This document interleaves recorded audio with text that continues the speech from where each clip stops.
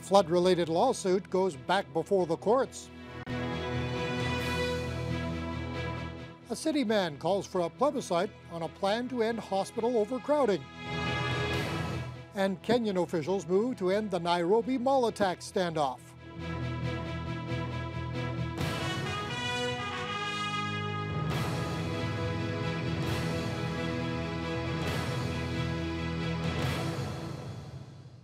Good evening and thank you for being with us. A $375 million class action lawsuit against the city of Thunder Bay has just received certification. A judge in Superior Court signed off on the suit late this afternoon after there was consent from the city and the lawyer representing those named in the class action. Lawyer Sandy Zaitsev says the two sides agreed on definitions of the class, a major hurdle according to Zaitsev that could have been contested for years and wasted a lot of time and money. The lawsuit seeks $200 million in damages related to the May 28, 2012 flooding and sewage plant backup in the city. Another $175 million in special damage are also being sought. We have up to this point focused strictly on what we call liability. Liability means what were the causes of what people are calling a flood. This was not a flood. This was a sewage treatment plant that was mismanaged and poorly operated. And that's why the sewage backed up into people's basements. That's why, because there was negligence we allege in the operation of the plant. Zaitsev says roughly 400 people are currently signed on to the legal action, but he feels as many as 3,000 people will join now that it's been certified. So far, the city will only say this matter was the subject of a detailed legal report, and council were fully supportive of the direction given to the city solicitor. The city is being represented by a Toronto law firm. Zaitsev says he is hopeful the case resolves itself within a year or two. One of the larger condominium developments currently going up in Thunder Bay may soon get a whole lot bigger. The club residence currently under construction at the Thunder Bay Country Club could grow by 29 units if City Council approves a plan tonight. The original plan for the 6-story mixed-use building was for 80 units. The developer will ask for an increase to 109.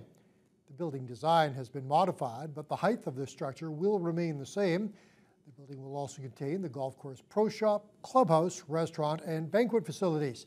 The planning division is supportive of the increase in units. Also tonight, City Council will get an update on the local food strategy. The city recently hired a full-time coordinator for the strategy through Eco Superior. A local group calling itself the Society of Friends of Our Regional Hospital says they have a solution to the gridlock problems and lack of vacant beds at the facility. They want to see the Dawson Court Home for the Aged turned into a transition house for alternate level of care patients who are taking up hospital spaces. Cease Cranton is the president of the society. He says with Dawson Court scheduled to close in 2015, those 150 bed spaces could be put to good use. He thinks moving ALC patients out of the hospital and into Dawson would create space for 25% more acutely ill patients at the hospital. Recent statistics obtained by the group shows the number of ALC patients at Thunder Bay Regional has risen from 40 to 65 in the past 2 years. And Cranton says the results is patients in hallways and long wait times for emergency surgeries. People have ruled out the LPH across the road, and this place is supposed to be coming available as soon as the Center for Excellence is completed. And no one has indicated what it's to be used for, and it couldn't serve the purpose any better than as a transition house. Cranton's group has sent a letter to City Council asking them to consider a plebiscite in the 2014 municipal election on whether the city should transfer ownership of Dawson Court to the hospital. And if that doesn't work, Cranton says they plan to strike up a petition to push the idea forward. Dawson Court is scheduled to close in 2015 because it doesn't meet current building codes for healthcare facilities. Cranton says the province would have to spend the necessary dollars to make it suitable for ALC patients. The stalled conversion of the Thunder Bay generating station was a hot-button topic at Queen's Park once again today. Last week, Energy Minister Bob Chiarelli raised eyebrows when he said any future generating plant in Thunder Bay will be used for just 6 hours per year. Local MPPs had to go into damage control the next day to clarify those comments. And today, NDP leader Andrea Horvath went after Chiarelli again on the issue. And they have a minister who promised answers in, quote, 3 or 4 weeks, and then promptly took it back. And at the same time, told Thunder Bay citizens to get ready for a long, long wait. Now, is the minister's confusion a case of the left hand not knowing what the right hand is doing, Speaker, or is it simply a sneaky way of pulling the plug on the Thunder Bay generating station gas conversion? Minister. Mr. Speaker, I don't think it would be an exaggeration to say that the leader of the third party is playing politics with this issue, Mr. Speaker. I wouldn't dare say that, Mr. Speaker. The task force that has produced the draft report has a massive investment strategy for Northwest Ontario. We're already creating new generation in Thunder Bay. New generation. We have not made a final decision on Thunder Bay at this particular point. Chiarelli adds that Thunder Bay has nothing to fear about the reliability of its electrical system. Thunder Bay's daily newspaper was the site of a protest this afternoon. Close to 15 people gathered outside of the Chronicle-Journal's office on Cumberland Street to show their frustrations regarding an editorial published September 15th. The editorial was titled Sexual Rights, Public Norms and dealt with the case of a bridal shop turning away a transgender person. The opinion piece led to a rash of angry letters and prompted LU students as well as community members to demand a public apology. Gender Issues Center Coordinator Jael Chung says the article doesn't reflect the views of the community in any way. They're taking issue with paper's choice of words and believe the public was completely misinformed, and she calls the whole situation troubling. Our petition to show that we demand a public apology from the Chronicle-Journal and to clarify that about the purpose of the washrooms, as well as to take ownership of the article and apologize for the gender misrepresentation. Chronicle-Journal publisher Colin Bruce spent a few minutes outside speaking to the protesters before they marched to Waverly Park. Bruce says the newspaper welcomes their right to express their opinion, and he hopes they would respect the newspaper's right to express theirs. He adds that editorials, by their nature, tend to stir up a debate, saying this one obviously did. Provincial police have now released the name of the 50-year-old Thunder Bay man killed in a motorcycle accident this weekend. Richard Cross was found alongside Highway 593 on Saturday. Police say it appears he lost control of his bike and skidded into a ditch. He was pronounced dead at the scene. Elsewhere, OPP are reporting several thefts in the Shunya Township area over the weekend. According to police, several camps were entered and an array of home electronics were taken. Police also responded to the theft of a 2013 truck. It was located undamaged at the Silver Harbor Conservation Area, but several items were reportedly stolen from the vehicle. 2 vehicles were damaged Friday night in a collision with a moose on Highway 61 just north of the Pigeon River border crossing. A pickup truck initially struck and killed the animal. Then a car ran over the carcass as it lay on the roadway. The 89-year-old driver of the car was taken to hospital with non-life-threatening injuries. And a collision on Highway 61 just after midnight Saturday morning sent another motorist to hospital. Police say a pickup came into collision with a Jeep, causing the Jeep to roll several times. The driver of the truck fled the scene. The Ontario Human Rights Commission is taking it local here in the Northwest. The Commission is hosting a 2-day workshop in our city discussing various human rights issues. The full-to-capacity training session is open to both individuals and organizations in the public and private sectors looking to gain more information on how to handle issues of discrimination. Cheryl Holmes has more. Barbara Hall, the Chief Commissioner of the Ontario Human Rights Commission, says sadly in Ontario we still have racism and discrimination based on stereotypes of various groups. The HR Commission is trying to change that. Our goal is to prevent discrimination from happening. We know that when it happens, it's destructive and soul-destroying for the people who are discriminated against or have barriers put up in front of them. One of those people who has experienced discrimination based on both her own physical disability and her race is Joy Asham. During a question period, she raised her concerns based on a specific instance where she was almost denied service at a restaurant because she's a First Nation woman. She says it's the smaller businesses which still seem to be in the dark about human rights issues. It seems as if the larger organizations, the larger businesses, seem to have their policies and their training well in hand. It seems to be the smaller businesses that still seem to have trouble in understanding that there is, like an accepted norm of how to deal with issues. In fact, preventing them before they arise. At this two-day workshop, more than 50 organizations are being represented to learn how to prevent those human rights complaints. The good news is that many institutions, police services, school boards, whatever, are approaching us about wanting to learn about their obligations. There are issues in human rights in Thunder Bay, particularly related to housing and particularly related to rentals. We're looking at Aboriginal issues. We're looking at accessibility issues. And what are the policies around those particular components? The goal of the workshop is to get employers and service providers to understand their obligations and put in place preventative measures to best benefit the whole community. Cheryl Holmes, TBT News. It's been a long time coming for the Aboriginal people of Gull Bay. After over 80 years, band members are preparing to cast their votes over a settlement offer from Ontario Power Generation. The building of dams by Ontario Hydro damaged reserve land many years ago. Just last month, more than 180 band members voted to proceed to a ratification vote, but it could be some time until that happens. Gull Bay currently has a registered population of more than 1,000 members, with about 320 people living on the reserve on Lake Nipigon. The previous offer of a $10 million settlement was turned down by Chief Wilfred King. According to King, this new offer is substantially higher, which is helping bring the long-standing dispute to a close. There is no word yet on when the ratification vote will be taking place, but the Band Council is getting ready for that day. Preparing all the necessary documentation for the ratification vote, and we anticipate that this documentation will be ready within the next couple of weeks, and we're making sure that we follow the Indian Act referendum regulations, and that there's a process within that as well. So, King says he feels confident that the motion will pass. The fourth annual Miles with the Giant Marathon was another big success yesterday, and although there was some early morning frost covering the grounds, that didn't stop hundreds of people from coming out to take part. Each year, the goal of the race is not only to show what the city has to offer, but to give runners a chance to compete at beating their best scores.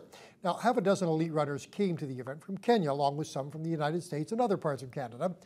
President of the Miles with the Giant Marathon, Barry Straub, says the runners were pleased with the new 26-mile course set last year, and this year they decided to keep it the same. He says each year the marathon has a huge impact on the city of Thunder Bay.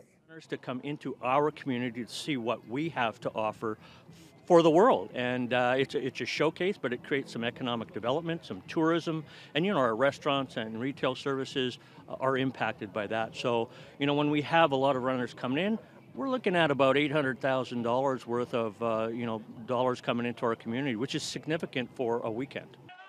And Matt Scooby will have all the marathon results for you coming up a little later in sports.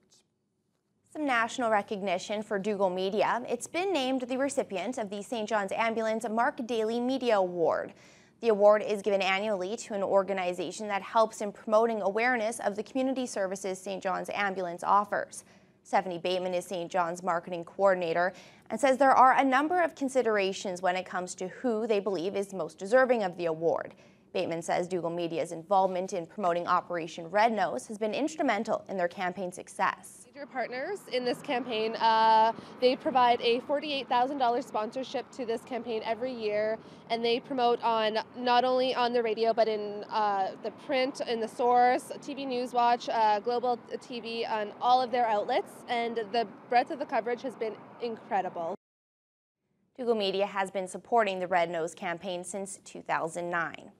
One lucky Thunder Bay resident is now the proud owner of a vintage convertible. The Thunder Bay Museum held its 7th biannual draw in support of the museum's day-to-day operational costs and capital projects. Carol Campbell now owns her very own 1969 Pontiac Firebird convertible after the winning ticket was pulled this afternoon. The museum raises about $50,000 with each raffle, and tickets sold out in a month in advance this year.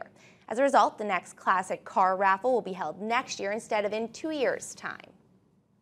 Pretty surprised. It would be nice to have that this afternoon, right? No kidding, Fiona. A beautiful day this afternoon, and we can expect more of that throughout the week. That's right? Yeah, it's nice to know that the weather is actually going to be sticking around because today we topped out with a high of 17 Celsius, and it's only going to go up, not a lot, but go up a little bit from there for the rest of the week. We had partly cloudy skies.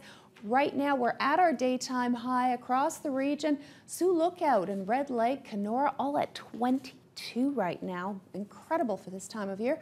21 for Dryden and Fort Frances, and lots of sunshine all the way across the board and even as far east as Sault Ste. Marie. Now tonight we'll be dropping down to single digits. A low of 7 Celsius is expected under partly cloudy skies, and that's with the winds relatively, well, starting out moderate and then tapering off to about 11 kilometers per hour from the south-southeast. Now as we head into Tuesday, well, we have more sunshine on the way, just a few cloudy periods here and there, but we've got some very mild air moving in. Now, this low would be troubling if it weren't for the fact that it is weakening. In fact, it's part of a cold front that's going to be moving in from the west, but as I said, it's weakening as it goes through, and the nice thing is in the prairies, there isn't a lot of water in order for these systems to pull up moisture and kind of reinvigorate themselves. So by the time it hits us, it's going to be nice and calm. The downside of it,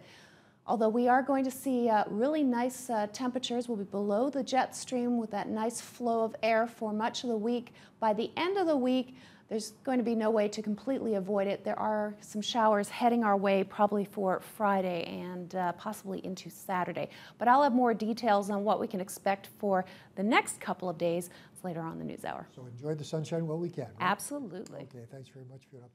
Well, the Kenyan military says now it is in control of that shopping mall that's been the scene of ongoing violence throughout the weekend. However, the situation continues to linger on. We'll have the latest from Nairobi for you right after these words. So we were in the corner. Just as I was telling everybody, bend down.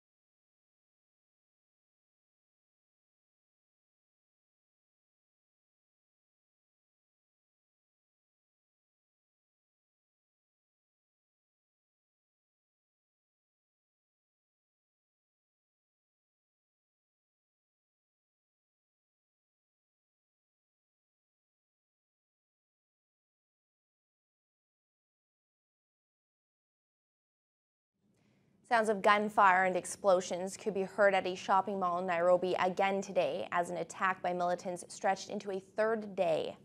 At least 62 people are known to have died in the attacks, which started on Saturday. Nala Ayad has the latest developments. 3 days into a malicious battle, and Nairobi is unnerved. 3 days, and again, no end in sight, even when the military moved in. An unknown number of militants still holding out and apparently still holding on to hostages. The Interior Minister says most civilians have been freed. And we are very certain that, if any, there are very, very little hostages in the building. And yet relatives insist loved ones are still missing. Nearly 1,000 were inside Westgate when the battle began, caught up in the terrifying chaos. Some of them apparently gunned down after the attackers confirmed they weren't Muslim. I had about 30 to 33 kids with me. The shooting was going on. It was going on. So we were in the corner. Just as I was telling everybody, bend down. The attackers belong to the Somali Al-Shabaab. In this audio message, they promised to kill hostages if the Kenyan military intervened. Just a short while ago, early in the afternoon local time here, a burst of gunfire and explosions from the direction of the mall. Military vehicles coming in and out. We're not quite certain what is going on, but we've been asked to move out of the way. It now appears, as we've come back, that the mall is on fire. More military moved in. The mall completely surrounded. Security forces said they were in full control, but at times it didn't seem like it, as when they used tear gas to disperse angry citizens who demanded a definitive end. We are very grieved and we are solemnly consoled with our families, friends, and Kenyans who have died, and even the ones which have not been rescued. It's a battle that has already claimed many innocent lives, and the relative peace of a city now sharply on edge. Nala Ayad, CBC News, Nairobi. 2 Canadians are among those known to have died after militants stormed that shopping mall in Nairobi. Today, the Prime Minister condemned what he described as a cowardly attack and said Canada would speak with other countries about appropriate action. Julie Van Dusen has the details. In Ottawa, the flags have been lowered at the Foreign Affairs Office, mourning the death of Anne-Marie Deloge, a 29-year-old diplomat who worked at the Canadian Embassy in Nairobi. She was among those killed by Al-Shabaab militants. Vancouver businessman Naguib Damji also died in the attack. Meanwhile, speculation continues about a tweet sent yesterday. It was believed at one point to be sent from an account managed by Al-Shabaab, and it named a Canadian as one of the militants. Then a denial today by Al-Shabaab that its organization ever named anyone.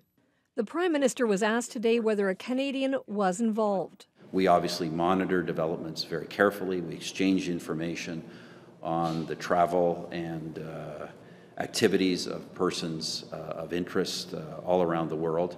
But he did say his government has trained its sights on Al-Shabaab. Our government is the government that listed Al-Shabaab as a terrorist entity. We did that in 2010. And we have also passed a law to make it specifically a criminal offense to go outside of Canada for the purpose of terrorist training. This group of observers says Canada must work more cooperatively with other nations to be more effective.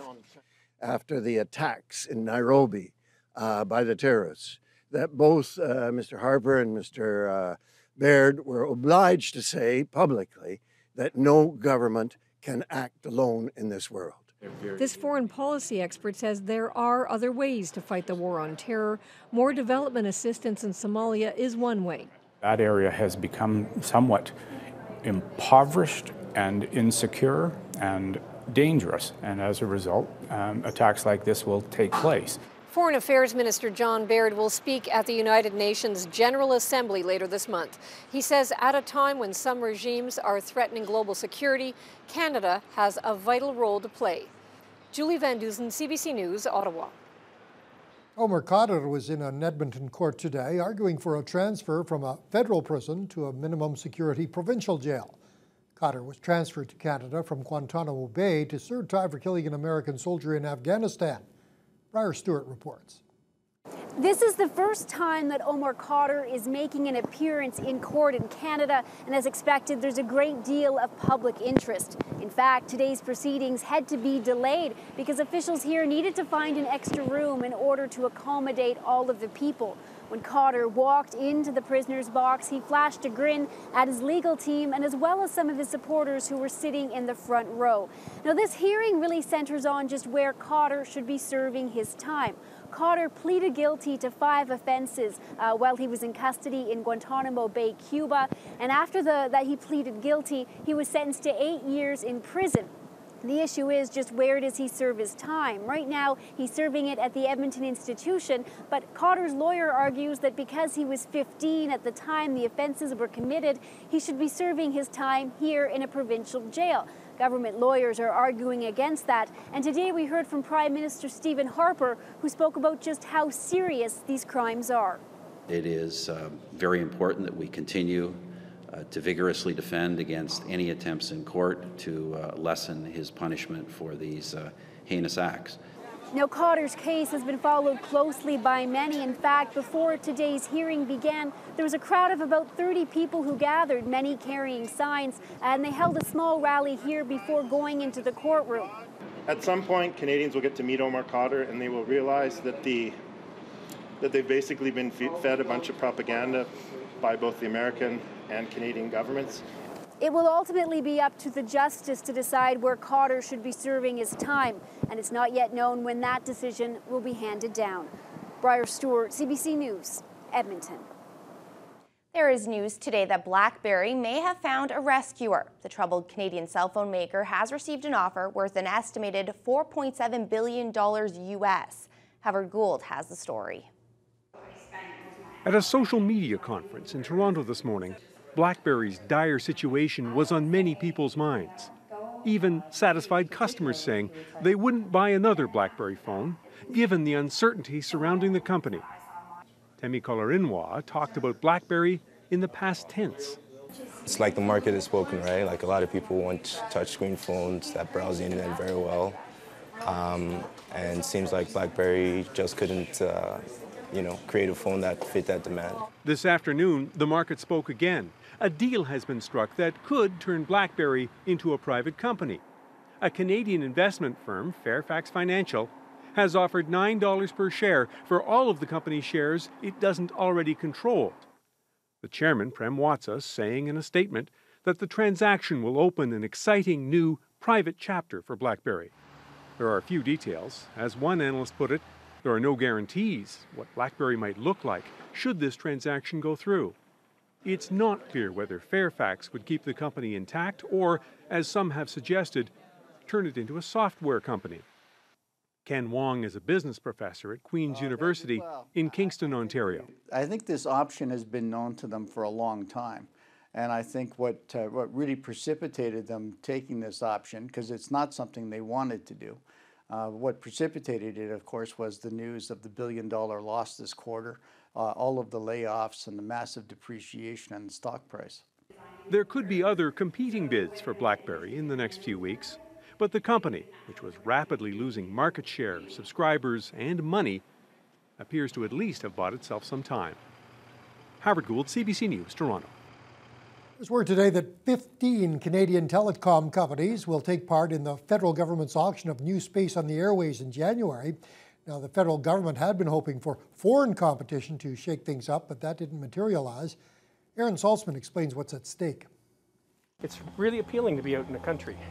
When Andrew Choate moved here 4 years ago looking for peace and quiet, he wasn't counting on an added expense. Oh, right. That's huge dollars. His wireless bill, $582. That was for a single month earlier this year. And Choate doesn't even own a cell phone. His home is not on a fiber optic network. Satellite, he says, is too intermittent, so Choate uses a cell signal for his internet service. So as you know, the text plans and data plans are pretty expensive on cell networks. Particularly expensive, he says, when none of the handful of providers in his area offers a viable unlimited data plan. So Choate is paying close attention to the government's latest auction of wireless spectrum, waiting to see if a new player will offer better service to rural areas. This auction is selling off some of the prime real estate of Canada's airwaves. 700 megahertz is the same frequency that used to broadcast UHF signals to old analog TVs. It's more powerful than current cell signals, and phones using it will work in elevators and basements. The government was hoping that, plus a host of incentives, would entice large, deep-pocketed bidders to boost competition with Bell, Rogers, and Telus. It didn't happen. It doesn't appear that there is a significantly capitalized new entrant coming in who can actually change the structure of the marketplace. Not only did U.S. giant Verizon not register to bid, no other large foreign carrier did either. Just the big three, some regional players, and a couple of private equity firms, which means consumers... They will have to continue to pay the prices they are paying right now. Not what Andrew Choate wants to hear. You feel that. And that's why I'm not running out and buying a cell phone. Because even without a phone, he says, his wireless bill is already too expensive. Aaron Saltzman, CBC News, Toronto. Here's what was happening on the markets in Canada today. Toronto saw the TSX inch up almost 5 points to 12,811. Meantime, on Wall Street, the Dow fell about 50 points to 15,401. The Nasdaq dropped 9 points to 3765. The Canadian dollar up over 1/10 cent to 97.23 cents U.S. Gold dropped $5.50 to $1,327 an ounce. Oil down over $1 to $103.59 a barrel.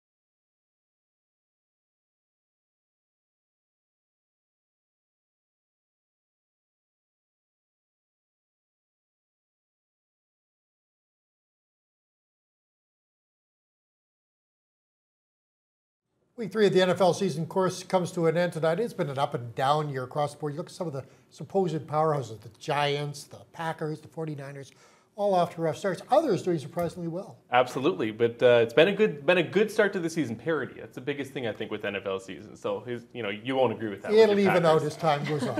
Okay, just in case you didn't know, Peyton Manning, yeah, he's pretty good at football. I should be saying thanks, Captain Obvious, to myself, but the Denver Broncos pivot is the first quarterback in NFL history to throw for 9 touchdowns and no interceptions through the first 2 weeks of the season. With his 309 yards passing last week against the Giants, Manning joined Dan Marino and Brett Favre as the only players to throw for 60,000 yards. The future Hall of Famer will look to continue his torrid start to the season tonight with the Broncos hosting the Raiders in the Monday Nighter. And if things weren't already bad enough for Oakland, Denver expects Pro Bowl cornerback Champ Bailey to be back in the lineup. So yeah, good luck there, I guess. Let's wrap up yesterday's action. Trent Richardson in the lineup for Indianapolis just a few days after being traded from the Browns. On his first touch as a Colt, goes into the end zone untouched for the touchdown. Caps an impressive first drive for the Colts against the 49ers D. 7-0 Indy. Fourth quarter, now 13-7 Colts. Andrew Luck off play action, going to do it himself. That's an easy touchdown. Indy up by 13. The 49ers offense struggled for the second week in a row. Colin Kaepernick gets hit by Jarrell Freeman, coughs it up. Indy recovers, and Luck's pretty excited about that. He gets the better of former coach at Stanford, Jim Harbaugh, 27-7 the final. Browns and Vikings, third quarter. Vikings down by 7. Christian Ponder calls his own number, scores his second rushing touchdown of the game, ties the game at 24. Less than a minute to play, though. Browns down by 3. Brian Hoyer connects with Jordan Cameron, his second touchdown of the game, as Cleveland wins 31-27. How about the Chargers and Titans? Jake Locker hooks up with Justin Hunter. That's your game-winning touchdown. Nice grab. Tennessee wins 20-17. Packers and Bengals. Green Bay going for it on 4th and inches in the fourth quarter. They fumble the ball. It gets kicked around once more before Terrence Newman recovers it. He's going to take it 55 yards for the major. Randy Sheffy loves this. Barry Third, not so much. That made it 34-30 Cincy. With a minute and a half to play, Packers with one more chance, but Aaron Rodgers, his pass is deflected. Green Bay falls to 1-2, 34-30 the final in that one. Cardinals and Saints. Drew Brees connects with Jimmy Graham. That's a nice grab in the end zone. And then does it once, but not twice. Graham has over 310 yards receiving over the last 2 games. New Orleans is 3-0 with a 31-7 win. Lions and Redskins. Matt Stafford to Calvin Johnson. That gets him into the end zone. Washington is still winless. Detroit wins it 27-20. Bills Jets tied at 20. Geno Smith airs it out for Santonio Holmes, who somehow makes that catch in traffic. 71-yard touchdown. New York wins 27-20 in the Sunday Nighter. Bears and Steelers first quarter. Michael Bush punches it in for the touchdown. Chicago went up 17-0, and then the defense caused 5 turnovers in the game. They went on to win 40-23 the final there. In the lone CFL game yesterday, Lions and Rough Riders. Paul McCallum hit this 42-yard field goal as time expired to give BC the 24-22 victory. Thomas DeMarco threw 2 touchdowns in his first pro start, and the Lions moved into second place in the West. On the local scene, runners of all ages and abilities braved the cold weather yesterday morning to take part in Miles with the Giant. The event featured the half and full marathon as well as a 10K race. Last year's marathon winner Gilbert Kiptoo was looking to retain his crown, but it was his running partner who stole the spotlight and broke the record for best time. Courtney Rutherford has that story. Just before 8 a.m. this morning, close to 19 runners started warming up to take part in the full marathon, waiting for the signal at the starting gate that sets them off for a 26-mile run. The course took marathon participants along Lake Superior and throughout both the north and south of the city. The runners traveled through Lakehead University, Chapels Golf Course, and Boulevard Lake, with an aim to challenge all levels of runners. Evans Mako Mamanyi from Kenya was the first runner to pass the finish line with a time of 2 hours, 27 minutes, and 25 seconds. Last year, Mamanyi placed second, and he says the only thing that gave him some problems throughout the race was the cold temperature. The race was nice, but it was so cold. My hands were so cold when I reached like 12K. This round, the course was very nice. There were a lot of people who were showing us the way we go. The third person to run through the finish line in the full marathon was Thunder Bay's very own Mark Marinez on a time of 2:31:32. He's placed third overall locally for the past 2 years, and although he says his back was pretty sore throughout the race, he said he toughed it out and hoped for the best. My dream goal was 2:37. I abandoned that at mile 5 and just went for a better time than last year, and I got it. And not long after, Nikki Wilberforce came in as the first female to cross the finish line with a time of 3 hours, 5 minutes, and 26 seconds. Wilberforce has won the women's race in 3 of the past 4 years.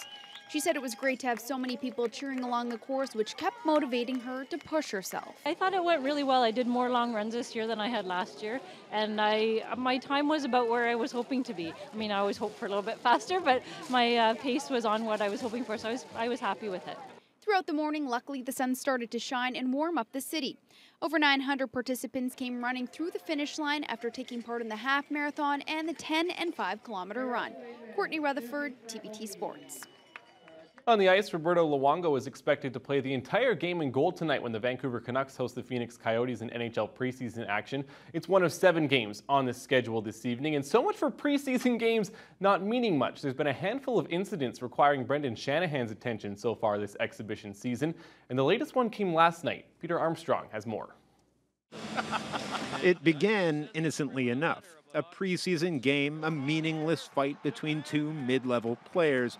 Then the real drama started. More penalty minutes than anyone else. Here we go. Number 32 in white is John Scott, a giant, one of the biggest players in the NHL. His target, the much smaller Phil Kessel, the Leafs' star player. Scott went after Kessel. Scott dropped his gloves and mayhem ensued. Whoa, this has brought something on. Even the goalies went at it. Kessel's in trouble for those slashes as he backed away, but his teammate Dave Clarkson is in much deeper trouble. There at the top of the screen, you can see Clarkson leaving the bench to join in, a long-standing no-no in the NHL. We're not proud or happy of what went on, that's for sure. And I think Dave Clarkson made a mistake, and now we pay for it. Clarkson is facing a 10-game suspension and will forfeit more than $500,000. As the Leafs went through the motions today, every hockey analyst in Toronto went through the implications. They were not smart at all. This sports columnist says the game harkens back to another time of hockey that many had hoped had passed. Especially when guys are jumping off the bench. I mean, I thought that was one sort of play that the NHL managed to get rid of because of their heavy suspensions. It's just the latest in a series of preseason incidents. Edmonton's Sam Gagner had his jaw broken on Saturday when he was slashed in the head. Paul Bissonnette was suspended for 10 games when he jumped off the bench after this hit on his teammate Radoslav Klesla, all in exhibition games. A lot of the time that the preseason gets downplayed, but there's still a lot of emotion. And maybe it's not just the players' emotion in question. Just listen to the crowd. While many condemned last night's brawl, the fans on hand seemed to love it. Peter Armstrong, CBC News, Toronto. On the diamond, the Daytona Dodgers scored 4 runs in the first inning on their way to a 7-4 win over the On-Deck Athletics in Senior Men's League playoff action last night. Daryl Fujihara and Brad Crocker both had a pair of RBI for the Dodgers, who take a 3-1 series lead in that best of 7. The winner will play the Orioles in this year's final. Meanwhile, the Toronto Blue Jays are in Chicago tonight for a makeup game against the White Sox. The Jays will then travel to Baltimore for a 3-game set against the Orioles. Speaking of the O's, they were trying to avoid being swept by Tampa this afternoon. That game is currently 4-4 in the 8th inning. Tampa currently holding the top spot in the AL wildcard, while the O's are 4.5 games back. Manny Machado actually looks like he broke his leg in that one, so a tough blow to the Orioles as well. For them, wise, tough for them to make the playoffs, I think, at this point, but again, a tough blow for a kid like that. Yeah, he's going to be one of the keys to their future. You hate to see a 20-year-old player with his sort of ability go out at any time, especially now when they're fighting for a playoff spot. Yeah, exactly. It was not pretty. So. Okay, thanks very much, Matt. Yeah. All right, well, tonight we've got the premiere of a show that Barry, I think, is almost as excited about it as I am. I'm talking about James Spader and the Blacklist. With more, here's your complete lineup on Teletalk. Tonight we've got mystery, history, and a criminal mastermind on Global Thunder Bay. Starting at 8 on Bones, Brennan and Booth go undercover, but their cover hits a little too close to home. Then at 9 on Sleepy Hollow, Ichabod's wife sends him on a hunt for an 18th century witch. And at 10 on the premiere of The Blacklist, why did the most wanted criminal turn himself in? Over on CKPR Thunder Bay tonight, we have a deadly con and a terrifying mind game. First at 8 on Murdoch Mysteries, while racing to save his friends, William falls into a killer's trap. Then at 9, Aiden's search for a killer lures him into a psychopath's world on Cracked. Teletalk is brought to you by Points, the traffic ticket specialists.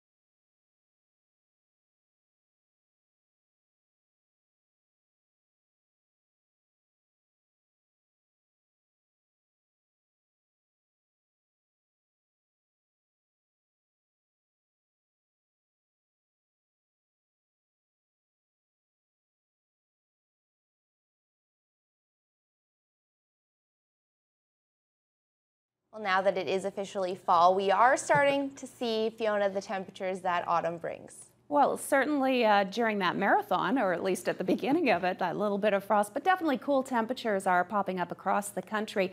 In Thunder Bay, though, we did pretty well today. We did top out with a high of 17 Celsius under partly cloudy skies.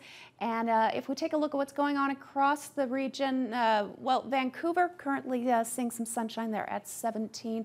And in Edmonton and Calgary, they continue to cool down after a rather warm weekend. They're actually back to more seasonal values, but it's going to get cooler still. Heading into southern Saskatchewan, well, Saskatoon had lots of sunshine today and a gorgeous 22. Regina, 19 Celsius and a fair amount of cloud cover. Heading into Winnipeg, they were under partly cloudy skies and gusts up to 65 kilometers per hour today from the south, keeping things very warm, even at a humidex value of about 28. But if you want to see where the real cool temperatures are, you have to go to Ontario, specifically eastern Ontario. There is a frost warning for basically everything eastward or east of Sault Ste. Marie. Toronto at this time, 15 Celsius, lots of sunshine and more sunshine on the way. Ottawa at 11 is also expecting a bit of a warm-up tomorrow. And Quebec City currently at 10 with a fair amount of cloud cover. They're preparing for rain. Meanwhile, in the Maritimes, not a lot of sunshine there, that's for sure. Fredericton currently at 10 Celsius. And in the last 24 hours, well, they had a low of 10, a high of 11, and I guess they're back down to that low of 10. So not a lot of change in temperature. Meanwhile, temperatures have been dropping pretty much nonstop. In Charlottetown, they're currently seeing some rain and have had periods of rain throughout much of the day. Halifax has been dropping all day. They're currently at 12 Celsius. Alternatively, St. John's, 16 Celsius and fairly cloudy skies.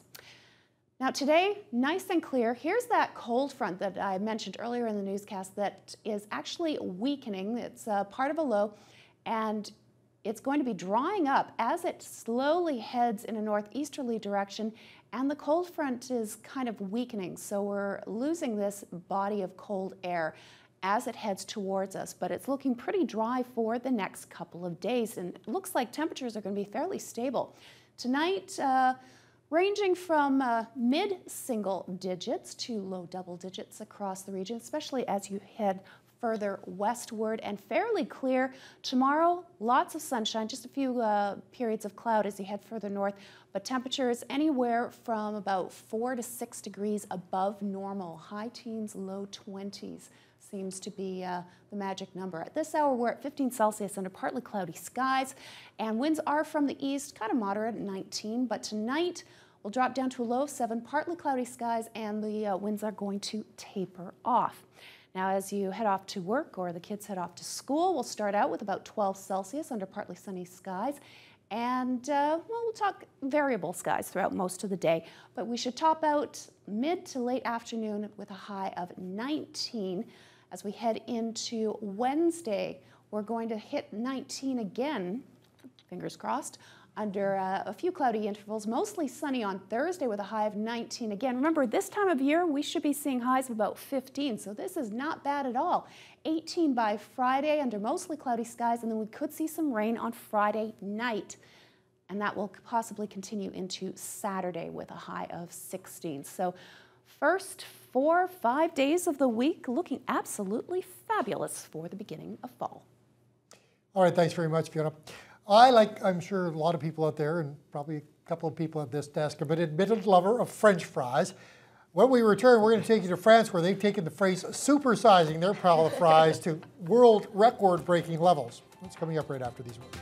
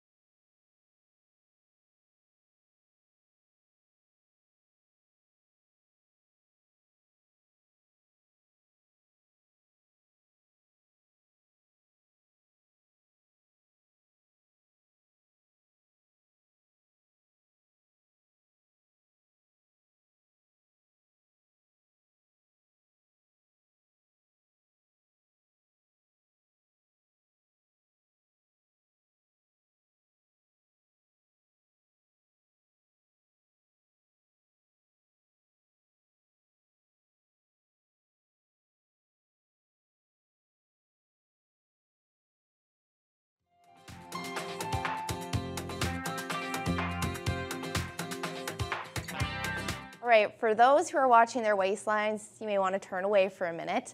The biggest bag of French fries in the world now belongs to France. Thousands of volunteers gathered in northern France yesterday to peel, slice, and fry 6,200 pounds of potatoes. For the last 28 years, Belgium held the record. Officials were on hand to send the results to Guinness for approval. Oh, that is one. You weren't hungry before. Pile of fries. I'm just not quite sure why. Amazing. Amazing. That's Yeah, all it needs to be we know said why, about don't we? that. Right. Let's recap our top story of the day for you. A Thunder Bay court has certified a $375 million class action lawsuit against the city of Thunder Bay.